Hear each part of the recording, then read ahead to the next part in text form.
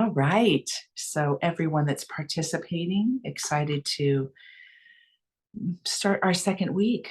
And it is amazing that Advent, which is usually at least 3.5 weeks, and a lot of times four, is only 3 weeks and a day. So, we're just going to whiz right through this. Tonight's topic is self discovery. And it's a particular angle because of our topic, divine child, remembering your innocence. So, what I'd like to do is go ahead and start with the meditation, but it's going to be a pranayama experience. And the pranayama is a very popular style of breathing that you've probably either done with me, or if you're new to this, because I know we've got about 15 people who are new to this Advent series, you've probably done that on your own. It's called alternate nostril breathing. And what alternate nostril breathing does is it balances the two sides of the body. It balances. Now, there's a general balancing system that goes on within the body. And to preface, before we jump in, because I'm going to teach you the technique, and I also want to share with you a bit about the nadis, and then we'll jump into this practice. So, what I'm going to do is I am going to pull up a picture. All right. So here we've got one of many diagrams of some of the energy centers and pathways that make up who we are as human beings. Now, many of you are aware of the basic chakras. As you can see, you start from the base. Those are the ones that look like little flowers or colored circles. And it goes all the way up to the crown chakra on top that's pinkish looking. So base is red up to the pinkish purplish on the top. I'm not interested in that today. What I would like for you to notice is you'll see that there's a white kind of channel that moves up starting from the base, and a red channel that moves all the way up. It really moves up. It says to the third eye, but it moves to the crown. So it moves to that whole region of the head. And what these two channels are is it's called Ida and Pingala. And they are two nadis. Now, nadis are energy channels that inform our body. So they're energy flowing channels that really are an iteration and an expression of our life force. And most of the time they run along the nervous system and the blood vessels. You as a human being have 72,000 nadis, energy channels. And oftentimes when it comes to our health, physically, emotionally, mentally, psychologically, spiritually, we can work with these energy channels to accomplish health more quickly. And sometimes trauma is even held in that energy pathway. And when that is healed, whether it's from this lifetime or another lifetime, we really open up our health on all levels. Now, the Ida and the Pingala are in balance with each other. What does that mean? The Ida, which you can see, you would attribute it to the red, it starts at the left hip and moves around the central channel that we call the spinal column. And it even ends up where? It ends up in the third eye. And the Ida is considered the moon. It is considered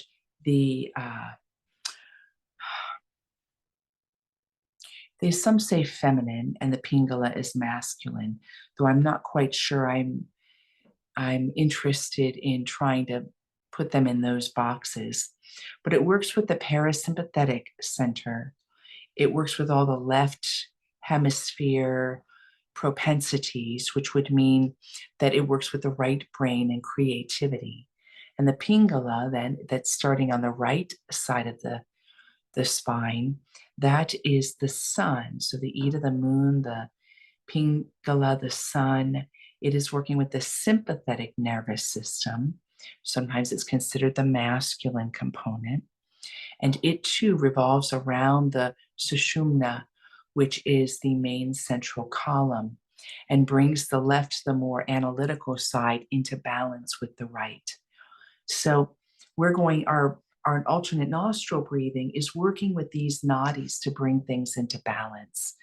And there is a method to my madness. So you're going to understand why we're opening up with a balance form of meditation.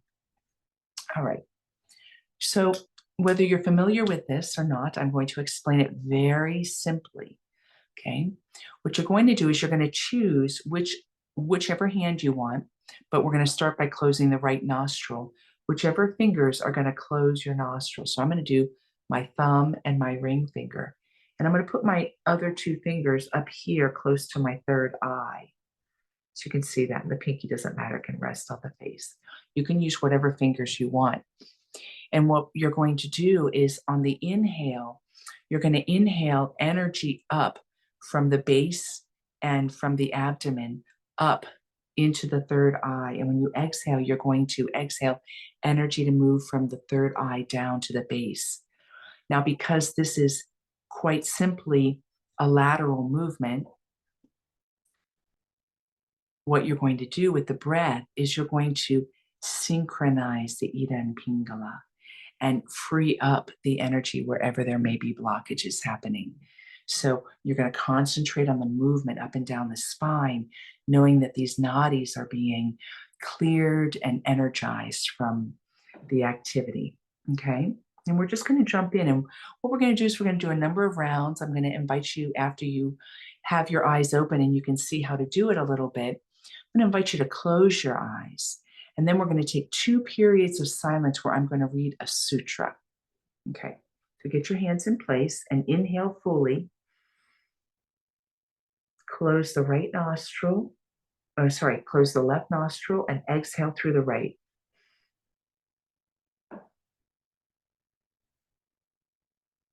Close the right nostril, inhale through the left. Exhale left. Close the left, inhale right. Exhale right. Close the right, inhale left. Exhale left. Continue closing your eyes if you're able. Inhale right. Exhale right. Inhale left. Exhale left. Now we're going to begin to rotate. Inhale right. Close and exhale left. Inhale left. Close and exhale right. Inhale right. Close and exhale left. Inhale left.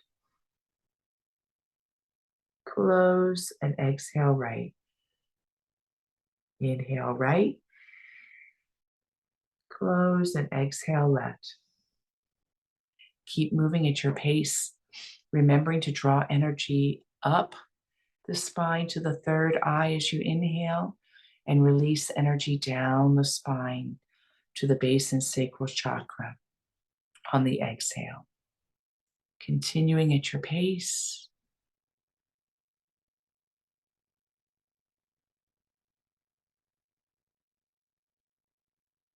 And after the next exhale, keeping the eyes closed, you can discontinue the alternate nostril breathing. And notice how you feel right now, how the body and the mind feels.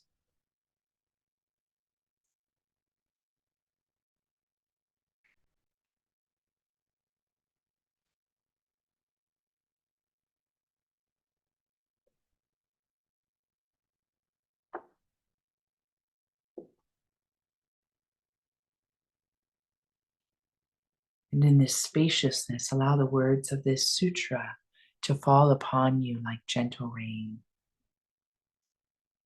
All this talk of purity and impurity, these are just opinions. Beyond them are the miraculous energies of creation. Rays of light from 1,000,000,000 suns illumine the altar of your sky. Rolling blue-green oceans sanctify the air you breathe. In this moment, you are inhaling their blessing. Who are you to call any of this pure or impure? Find the center around which everything revolves. Stand here and be flooded with joy.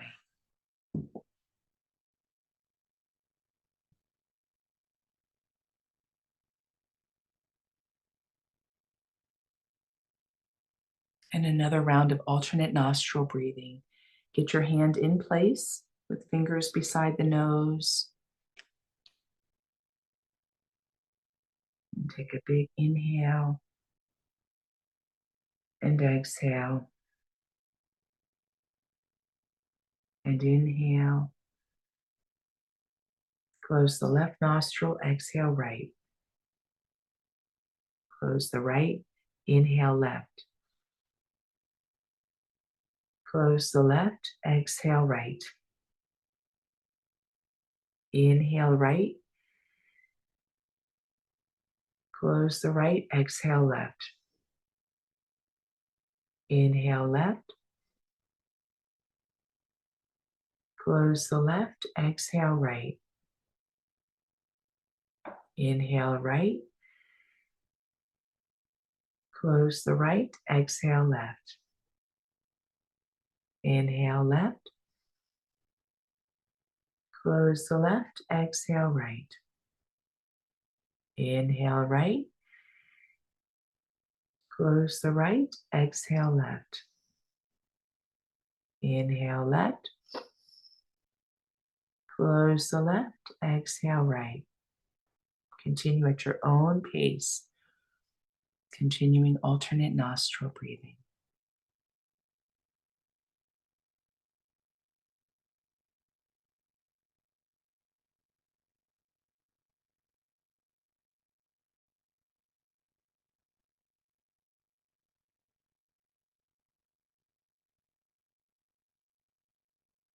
And then after the next exhale, you can stop the alternate nostril breathing, but keep your eyes closed. Allow the words of this sutra to fall on you like a gentle rain. That space is bad. This space is good.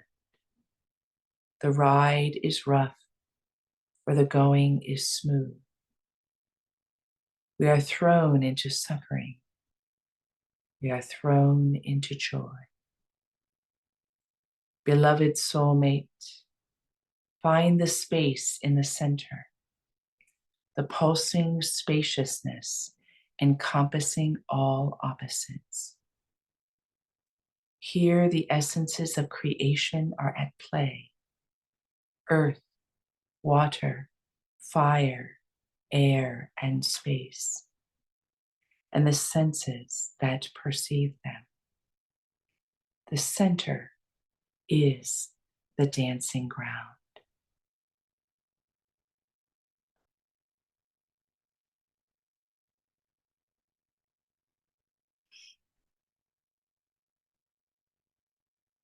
Notice how the body feels.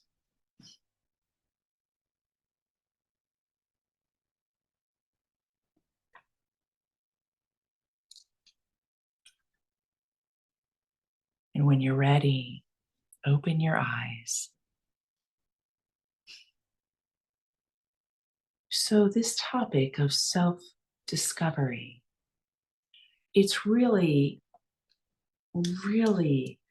an energy of divinity, self-discovery. Because in our understanding of divinity, it's that life force, the God, the universal energy, the eternal pulse that is creating, and in the creation process establishes something such as revealing, expressing, discovering. So it's at the heart of actually being created and being part of the creation. And I can remember growing up as a child, I participated in a lot of normal childlike things. For instance, just like most children, I had preferences. I loved to dance. I didn't love to take a shovel and garden. I couldn't stand baked beans. I loved French toast. I had all of these things that I naturally, from a little baby, developed preferences for. And as I developed those preferences, let me just use the food one, the baked beans and the French toast.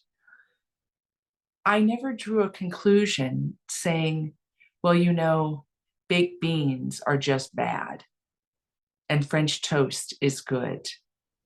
Or I never said, like the first sutra, baked beans are just impure and French toast is pure.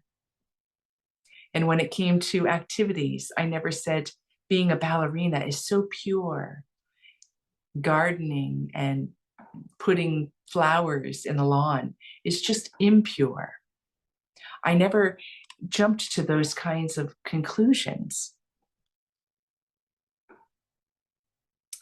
So in the self-discovery process of learning about who I was, it was not, and children are like this, it was not within a framework of judgmental layer on consciousness. So self-discovery isn't about discovering in this world a morality that creates division. It's about celebrating a diversity and a distinction that's unique in our being alive. I'm sure if you were to think of some examples from your own childhood, you would have some of the same. That you could think of an example where you liked something and didn't like something else. Maybe at the playground, you liked playing in the sandbox, but you didn't like the swings. Or maybe you liked the color red and didn't like the color white. Maybe you liked hopscotch better than jump rope.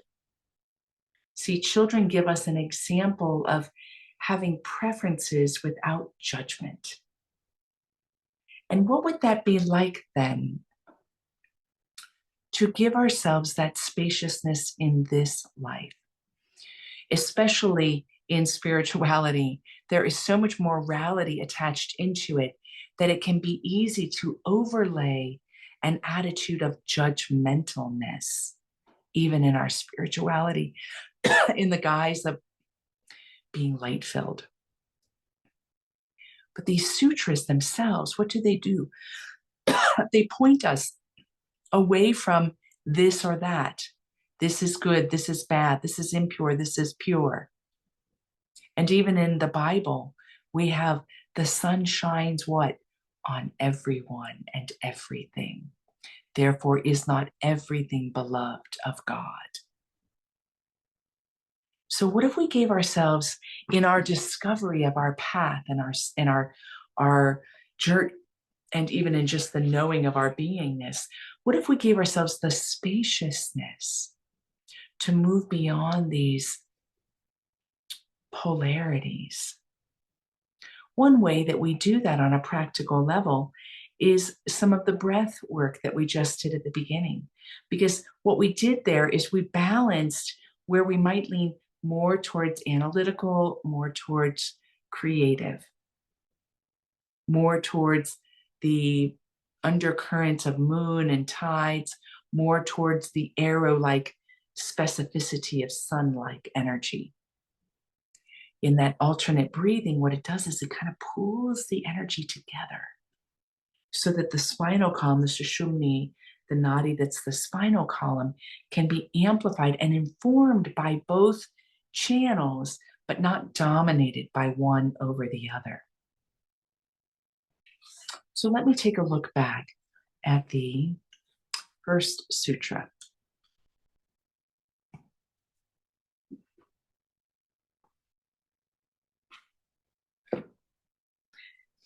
If you are looking in your book for this, it's Sutra 123 in the small numbers.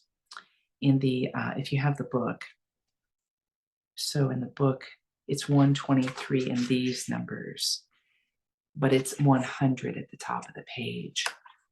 So what the sutra is pointing out here is that the opinions of purity and impurity, it says something very dramatic. It says they're all opinions. Beyond these opinions is the miraculous energy of creation.